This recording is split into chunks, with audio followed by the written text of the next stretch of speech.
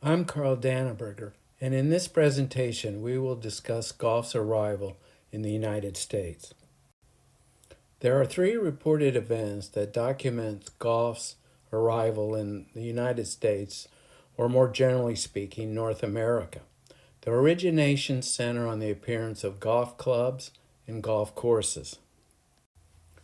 It has been reported that golf clubs themselves were imported into South Carolina and Georgia after the American Revolutionary War, but there was no evidence golf was played.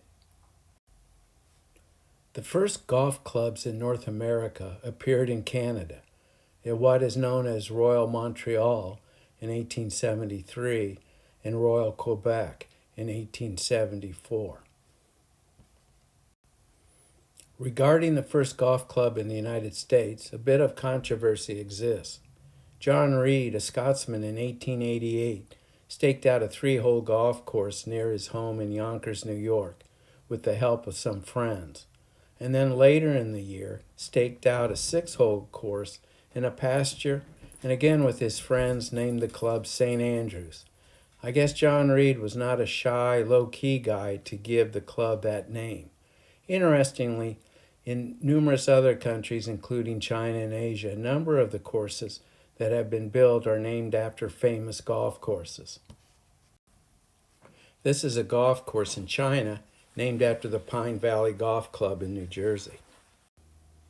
Although St. Andrews holds firm to the idea that they are the oldest club in America, there are others listed here that have claimed to be the oldest. Once golf was introduced, it spread quickly. In 1896, there were believed to be a little over 80 golf courses in the United States. By 1900, that number had grown to approximately 982. At this point, it might be appropriate to ask why it took so long for golf to be introduced into the United States. A partial explanation might be that we had fought for our independence against the English and battled the English in the War of 1812 that ended in basically a draw. I think Americans were probably angry at the time and did not want to adopt activities or sports associated with the English. This is a small cemetery outside of Columbus, Ohio, that is located along Darby Creek Golf Course near Marysville. Many of the tombstones speak to people who fought or died during the War of 1812. The first imported golf course architect was Willie Dunn Jr. from the famous Dunn family of Scotland. His dad, Willie Dunn Sr., and his dad's twin brother, Jamie, played in numerous challenge matches from 1840 through 1860. Willie Dunn Jr. was an accomplished golfer and ahead of his time. He was experimenting with steel-shafted clubs at the turn of the century and using a wooden peg or tee instead of a pinch of sand taken from a hole that was a standard practice for teeing your ball. This photograph is a Willie Dunn ad for his golfing business. As mentioned previously, prior to wooden tees, you would fill this small cup with sand, then invert it on the tee and place your ball. A couple of founding members of Shinnecock Hills Golf Club, shown here, visited Willie Dunn Jr. in France. Willie Dunn was helping his brother Tom, who was famous in his own right, lay out a golf course in Barretz, France. After the meeting with the Americans, Dunn left for the United States to lay out a course for the newly formed Shinnecock Hills Golf Club. Willie Davis, the golf professional from Royal Montreal, had laid out the original 12 holes of this course in 1891. Willie Dunn Jr. arrived in 1894, added 6 more holes, and did an extensive rework of the existing 12 holes. Dunn stayed on at the golf course as the pro and greenskeeper. Shinnecock Hills is believed to be the oldest incorporated golf club in the United States, had the oldest golf clubhouse, and is believed to be the first golf club to admit women members, which it did from the start. Shinnecock, shown here, is a beautiful and testing golf course. that was unfortunately located at the time way out on Long Island, New York. It would have been a good idea for developers and others at the time who were building golf courses to visit Shinnecock and see what a golf course should be, because most of the courses built at this time were atrocious. A few of the more interesting people involved in designing golf courses at the time are listed here. I'll mention a couple of them. People who knew nothing of designing or building a golf course, let alone know how to play golf, were laying out golf courses. One of these individuals was George Wright. George laid out a simplistic course in Boston Franklin Park so he, the owner of Wright and Ditson Sporting Goods, could sell golf clubs. A former student in this class sent me this picture of one of his old putters with the Wright Ditson stamp. The company now is mainly into apparel, focusing on sporting jerseys from past eras. Another colorful architect of the day was Lemuel Ultimus, who laid out Devon Golf Club in Philadelphia. He fancied himself as a polo player. He would ride around the construction site on a horse under the guise that he was trying to determine the proper driving distances.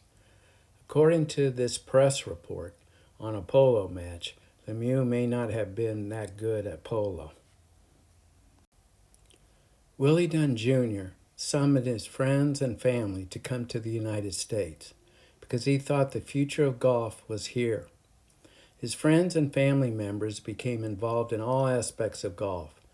I think sometimes a Scottish accent probably helped considerably, given that many Americans at the time thought if you were Scottish, you knew everything about golf, which was not always true. During the late 1890s and early 1900s, the method of laying out a golf course was short and sweet.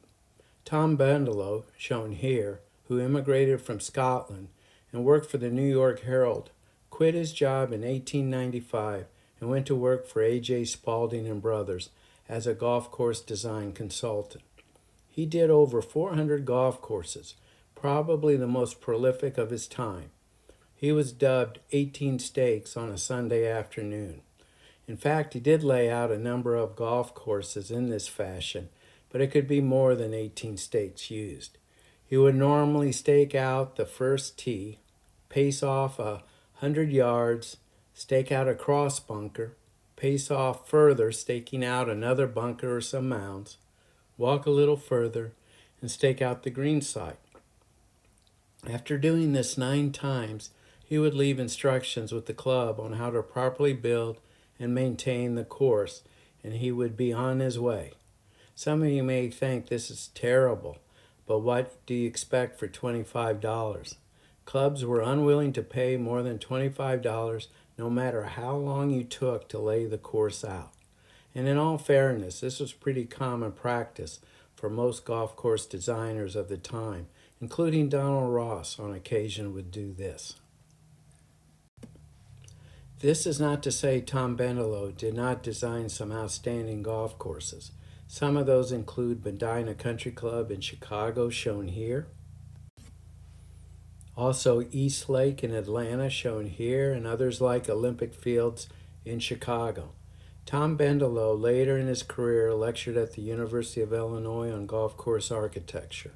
As a personal note, he never swore, drank alcohol, or told off-color jokes.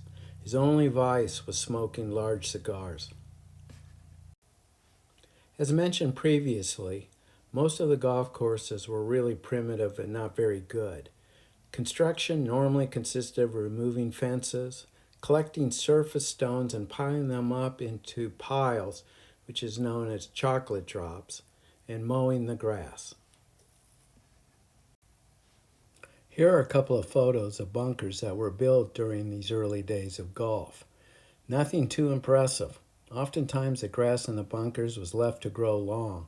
Thus the term dragon teeth was to develop and describe that kind of tall grass in a bunker. Some courses have cross routing, Natural obstructions, including stone walls, trees, plowed fields, and fences, existed on some of these golf courses. It is amazing that people still played these courses and the game grew. Given the conditions of these crude golf courses, even back to the 1850s in Scotland, you have to wonder about how the golf clubs stood up. In the United Kingdom, prior to the 1850s, early irons were not used much. They were actually used sparingly because they could easily destroy the feathery golf balls of the day. Most shots were accomplished by a range of wooden clubs and a variety of shaft lengths, face lofts, and were used almost exclusively for all golf shots. Iron clubs were made by blacksmiths up until perhaps the 1870s. As a result, they were rather crude, heavy implements with massive hosels. They were hard to use, and when drop forging became widely available, the mass of the clubs decreased considerably. The words hand forged on the back of a hickory shaft clubs in the 1900s was in fact a misnomer, as the only thing done by hand by that time was the impressing of the maker's name and cleat mark. The advent of drop forging in the late 1800s meant better iron clubs could be mass-produced in factories. Wooden head clubs were usually handmade by the local golf professionals till perhaps 1910, when factories started to make them due to the huge demand as a result of golf's enormous growth and popularity. Specialty irons were developed in part to deal with rather crude golf courses. One of the most popular specialty club, which is partially out of the picture on the right, is the rutting iron. The rutting iron was used to extract balls that had landed in cartwheel ruts. As you can see, there were such clubs as the water iron and iron rake. Not all the courses were uneventful. Newport Country Club in Rhode Island was one example. Willie Davis was the pro greenskeeper at Royal Montreal who had moved to the U.S. where he designed Newport Country Club. He also designed Shinnecock, as we mentioned previously. Newport, at the time of his design, was a 9-hole golf course. It was expanded to 18 holes in 1915 by Donald Ross and then remodeled by A.W. Tillinghast. Newport hosted the first U.S. Amateur Championship and the first U.S. Open in 1895. The United States Golf Association, or USGA, was formed in 1894 to resolve a dispute between Newport and St. Andrews Golf Club in New York, who earlier in the year had crowned winners of their tournament's national amateur champion. In the fall of that year, delegates from clubs including Newport, St. Andrews, the Country Club, Chicago Golf Club, and Shinnecock Hills met in New York and formed the United States Golf Association. Officially, the first United States Amateur Championship was played in 1895 at Newport and was won by Charles B. McDonald. The following day, the United States Open was held, almost like an afterthought at Newport. At the time of the U.S. Open, the 9-hole golf course was played 4 times for a total of 36 holes in one day. The winner was Horace Rawlins, shown here, an English professional golfer. He received $125 as the winner out of a total purse of $325. In the following presentations, we will look at the dominant players during the late 1800s and early 1900s, along with some of the classic golf courses built during this time.